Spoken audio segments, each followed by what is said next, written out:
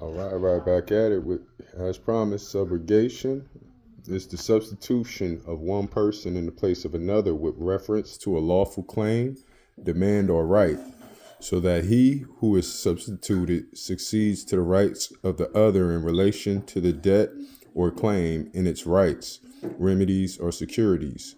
The right of one who has paid an obligation which another should have paid to be indemnified by the other. The lawful substitution of a third party in place of a party having a claim against another party. Insurance companies, guarantors, and bonding companies generally have the right to step into the shoes of the party whom they compensate and sue any party who the compensated party could have sued. Subrogation is of two kinds, either conventional or legal, the former being where the subrogation is expressed by the acts of the creditor and the third person. The latter being, as in the case of sureties, where the subrogation is effected or implied by the operation of law. See also legal subrogation, which we just went over. So moving on and forward to subrogee.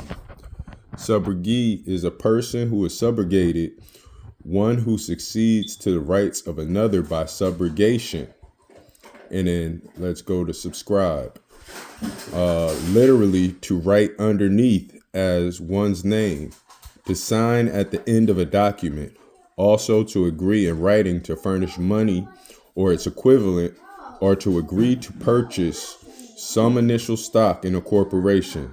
See also attest, subscriber, and subscription. A subscriber is one who writes his name under a written instrument, one who affixes his signature to any document, whether for the purposes of authenticating or attesting it, of adopting its terms as his own expressions, or of binding himself by an engagement which it contains. One who becomes bound by subscription to the capital stock of a corporation. One who has agreed to purchase stock from the corporation on the original issue of such stock. One who agrees to buy securities of a corporation, either bonds or stocks. And then last but not least, we're going into subscription.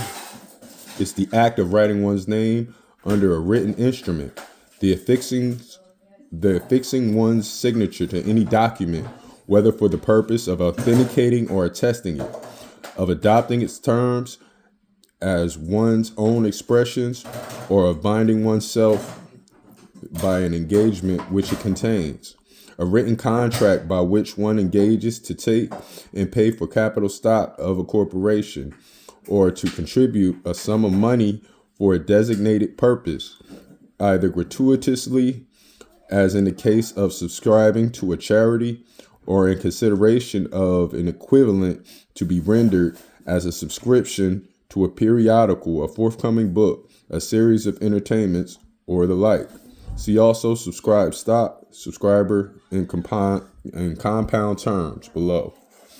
All right, actually, I'm gonna go to one more thing.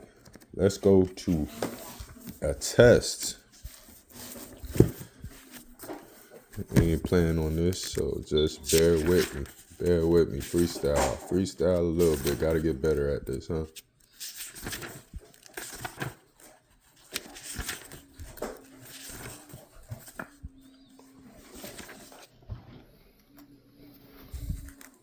Attest. To bear witness to affirm to be true or genuine, to certify, to signify by subscription of his name that the signer had witnessed the execution of a particular instrument.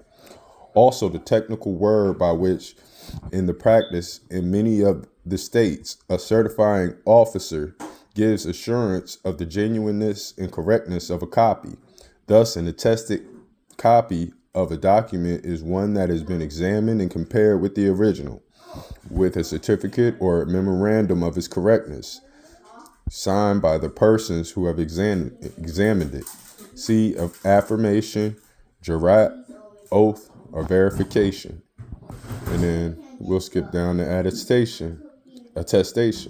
The act of witnessing an instrument in writing at the request of a party making the same and subscribing it as a witness.